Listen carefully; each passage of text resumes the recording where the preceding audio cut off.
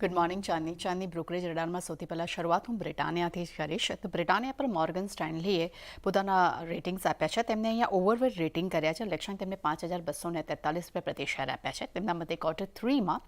volume growth 5.5% પર ખૂબ જ મજબૂત જોવા મળ્યો છે સાથે જ ક્વાર્ટર દરમિયાન મેનેજમેન્ટે 2 થી 2.5% ભાવનો ઘટાડો કર્યો છે જેનું ઇમ્પેક્ટ વોલ્યુમ ગ્રોથ ઉપર સારું જોવા મળ્યું છે સાથે જ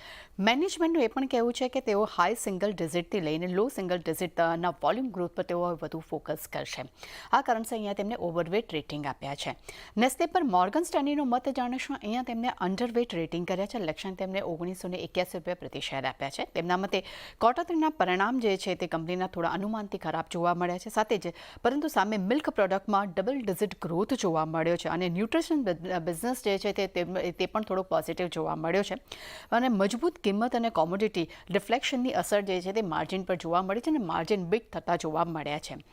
નેસ્લે પર જેફરીઝનું મત જાણીશું અહીંયા તેમને હોલ્ડ રેટિંગ આપ્યા છે લક્ષ્યાંક તેમને ₹2475 પ્રતિ શેર આપ્યા છે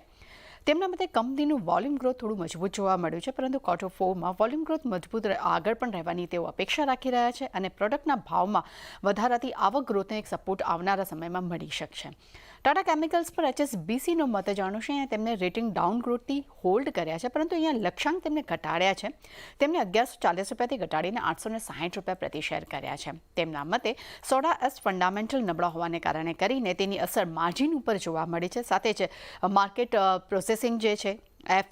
FCF જનરેશન અને જે ક્ષમતા વિસ્તાર છે એ થોડી મજબૂત જોવા મળી છે આ કારણસર તેમને અહીંયા હોલ્ડ રેટિંગ કર્યા છે જેબી કેમિકલ્સ પર જેફરીઝનું મત જાણશું અહીંયા તેમને બાય રેટિંગ આપ્યા છે લક્ષ્યાંક તેમને ₹2,000 પ્રતિ શેર આપ્યા છે તેમના મતે Q3 FY24નો સેલ્સ એબેટા અને નફો જે છે તે ઇનલાઇન જોવા મળ્યા છે સ્થાનિક બિઝનેસ ગ્રોથ 14% YOY ધોરણે વધતો જોવા મળ્યો છે પરંતુ સામે CDMAનો જે સેલ્સ જે છે તેમાં ઘટાડો આવ્યો છે 7%નો YOY ધોરણે પરંતુ FY25 માટે માર્જિન ગાઈડન્સ છે તે 25-27% પર રહેવાની તેમની અપેક્ષા રાખી છે ત્યારબાદ ઉનો મિન્ડા પર મેક્વારીનો મત જાણીશું અહીંયા તેમને ન્યુટ્રલ રેટિંગ રાખ્યા છે લક્ષ્યાંક તેમને ₹679 પ્રતિ શેર આપ્યા છે તેમના મતે Q3ના પરિણામ જે છે ઇનલાઇન રહ્યા છે ખાસ કરીને એબિટા 12% નફો 19% પર વધતો જોવા મળ્યો છે પરંતુ એબિટા માર્જિનમાં થોડું ઘણું દબાણ જોવા મળ્યું છે HDFC બેંક પર UBSAનો મત જાણીશું અહીંયા તેમને બાય રેટિંગ આપ્યા છે લક્ષ્યાંક તેમને ₹1900 પ્રતિ શેર આપ્યા છે તેમના મતે અસેટ ક્વોલિટી પ્રોફિટ બિઝનેસ અને માર્કેટ શેર્સ છે તેમાં સતત ગેઇન જોવા મળશે અને તેના પર મેનેજમેન્ટ સતત ફોકસ રાખી રહ્યું છે ત્યારબાદ ઇન્ફોસિસ પર સિટીનો મત જાણશું અહીંયા તેમને ન્યુટ્રલ રેટિંગ રાખ્યા છે લક્ષ્યાંક તેમને ₹1685 પ્રતિ શેર આપ્યા છે તેમના મતે મેનેજમેન્ટની એપ્રિલ અર્નિંગ કોલ્સ છે તેમાં આઉટલુક જે તે ખૂબ જ મજબૂત છે અને તેના પર મેનેજમેન્ટ ખૂબ જ સ્પષ્ટતા આપી રહ્યા છે સાથે મેનેજમેન્ટની ગ્રોથ અને માર્જિનમાં સુધારો આવવાની પણ તેઓ અપેક્ષા રાખી રહ્યા છે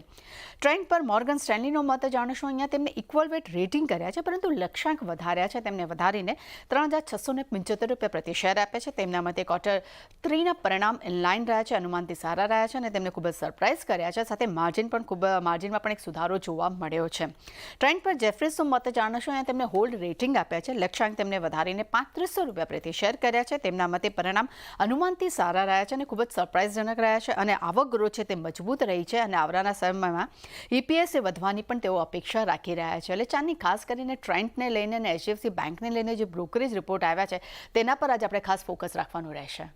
જી તૃપ્તિ આભાર આપનો